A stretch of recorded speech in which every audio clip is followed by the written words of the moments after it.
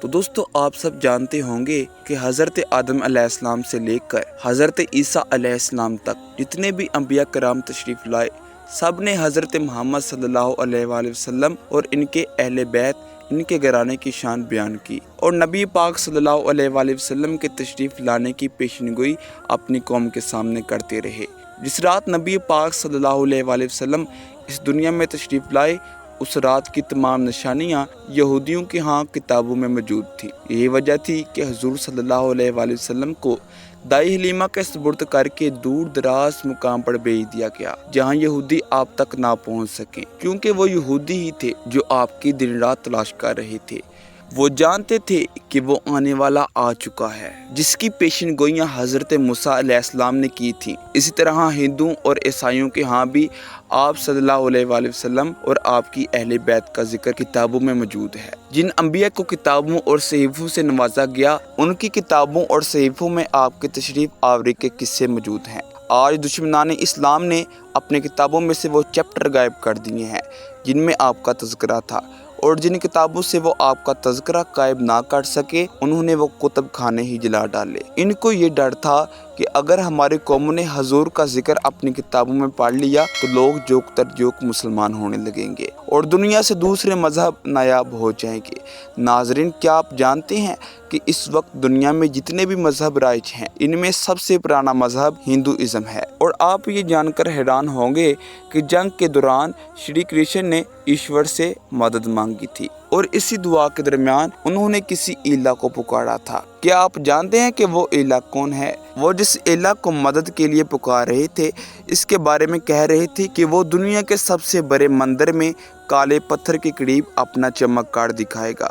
کیا آپ جانتے ہیں کہ دنیا کا سب سے بڑا مندر اور وہ پتھر آخر کہاں موجود ہے؟ شری کرشن نے جس پریتم کے پریتم کا واسطہ وسیلہ اپنی دعا میں پیش کیا، آخر وہ ہستی کون ہے؟ جب انہوں نے اپنی دعا مکمل کی تو دعا کے آخر میں شدت سے انہوں نے 3 مرتبہ کسی الہ کو پکارا۔ دوستو، آپ کے لیے یہ جاننا ضروری ہے کہ وہ الہ کون ہے جسے شری کرشن اپنی نصرت اور مدد کے لیے پکار رہے تھے۔ آج کی اس ویڈیو میں ان تمام رازوں سے پردہ اٹھایا جائے گا۔ دوستو، آپ کا ویڈیو کو لائک اور شیئر کرنا ہمارا حوصلہ بڑھاتا ہے۔ آپ سے گزارش ہے کہ چینل کو سبسکرائب لازمی کیجیے گا تاکہ آپ کا اور ہمارا رابطہ بنا رہے۔ تو چلتے ہیں اس ہستی کی جانب جسے شری کرشن جنگ کے دوران اپنی مدد کے لیے پکار رہے تھے۔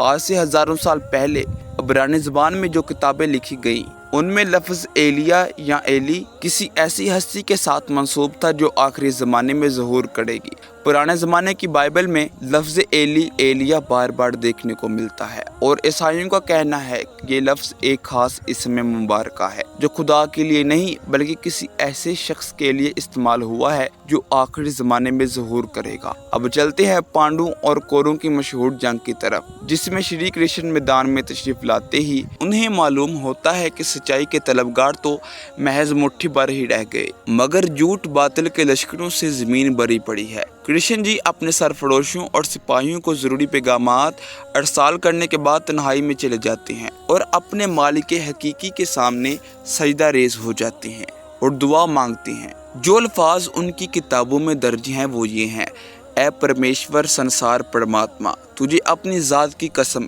جو آکاش اور دھرتی کا جنم کارن ہے، اور اس کی قسم جو تیرے پیارے کا پیارا، تیرے پریتم کا پریتم ہے، تجھے اس کا واسطہ جو ایلی ہے جو سنسار کے سب سے بڑے مندر میں کالے پتھر کے قریب اپنا چمکار دکھائے گا اور جھوٹوں کو نیست و نابود کر اور سچوں کو فتح دے۔ اے ایشور، ایلا ایلا ایلا۔ اگر آپ ان لفاظ پر غور کریں تو شری کرشن نے کسی کا واسطہ وسیلہ پیش کر کے مدد کی طلب کی ہے۔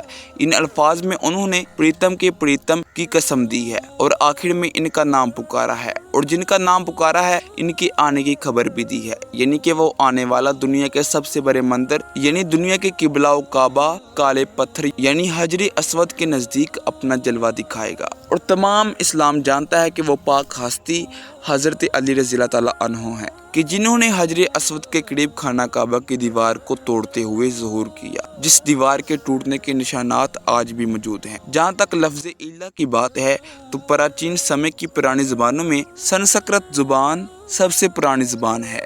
اس زبان میں لفظ الہ کا مطلب ہے بڑے ہی اونچے درجے والا، جیسا کہ عربی زبان میں اعلیٰ، عالی، یا علی یا تعالی لکھتے ہیں۔ مختلف زبانوں میں جو لفظ آج موجود ہیں وہ پراچین ویدوں سے نکلے ہوئے ہیں، اور ہندوؤں کے اکثر پڑھے لکھے پنڈت اس بات کو مانتے ہیں کہ شری کرشن نے جس الہ کو مدد کے لیے پکارا تھا وہ حضرت علی رضی اللہ تعالیٰ عنہ کی ذات ہے۔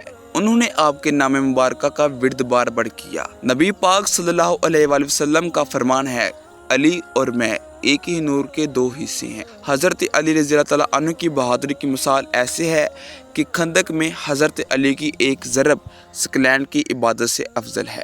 کائنات میں جتنی بھی عبادت ہو سکتی ہے وہ ایک ضرب اس عبادت پر سبقت لے گئی ہے۔ آج بھی اولیاء اللہ آپ کے چاہنے والے آپ کو مدد کے لیے پکارتے ہیں اور مدد کو آتے ہوئے اپنی آنکھوں سے دیکھتے ہیں۔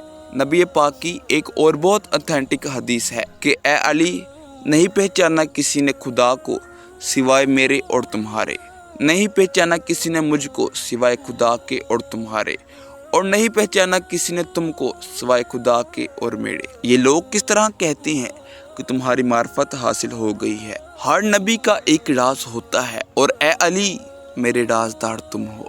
نبی پاک اللہ تعالیٰ کے محبوب ہیں، اور نبی پاک صلی اللہ علیہ وآلہ وسلم نے حضرت علی کو اپنا بھائی کہہ کر پکارا ہے۔ کرشن جی جس پریتم کے پریتم کا واسطہ وسیلہ پیش کر رہے تھے وہ ذات اقدس حضرت علی رضی اللہ تعالیٰ عنہ کی ہی ہے۔ نبی پاک نے فرمایا کہ اگر لوگ حضرت علی رضی اللہ تعالیٰ عنہ کی محبت میں جمع ہو جاتے تو خدا دوزخ کو پیدا ہی نہ کرتا۔ لہٰذا انسان کو چاہیے کہ وہ سنی، شیعہ، دیوبندی، وہابی، بریلوی کے جھگڑوں سے بالاتر ہو کر حضرت علی رضی اللہ تعالیٰ عنہ کے ذات اقدس کو اسٹڈی کرنے کی کوشش کریں۔ حضرت علی رضی اللہ تعالیٰ عنہ کی ذات اقدس منبع فیوز و برکات ہے، منبع روحانیت اور منبع ولایت ہے۔ جسے بھی اللہ تعالیٰ کی معرفت نصیب ہوگی وہ اسی طرح سے ہوگی، کیونکہ حضرت علی رضی اللہ تعالیٰ عنہ ہی باب مدینۃ العلم ہے، اور جو علم کا متلاشی ہوگا اسے اس علم کے دروازے تک آنا پڑے گا۔ اللہ آپ کو اور مجھے حضرت علی رضی اللہ تعالیٰ عنہ کے فیوز و برکات سے مشرف فرمائے۔ آپ خوش رہیں، آباد رہیں، اور اللہ کریم آپ کے گھروں پر اپنا کرم اور فضل نازل فرمائے۔ تو دوستو، اگر آپ نے ابھی تک ہمارے چینل کو سبسکرائب نہیں کیا تو پلیز سبسکرائب کر دیجئے گا، اور ساتھ ہی لگے بیل کے آئیکن کو بھی لازمی پریس کیجئے گا۔ اس سے ہوگا کچھ یوں کہ آپ کے پاس ہماری آنے والی مزید ویڈیو پہنچتی رہیں گی۔ شکریہ دوستو۔ 5 کام کرتے وقت پانی پینا گردوں کو تباہ کر سکتا ہے، اس وقت پانی کبھی نہ پئیں۔ تو دوستو، ہمارے جسم کو پانی کی ضرورت ہوتی ہے، مگر اس کا بہت زیادہ استعمال ہمارے لیے سنگین بھی ہو سکتا ہے، خطرہ بن سکتا ہے۔ ایک اسٹڈی کے مطابق کچھ چیزیں ایسی ہیں جن کے دوران پانی پینے سے پرہیز کرنا چاہیے۔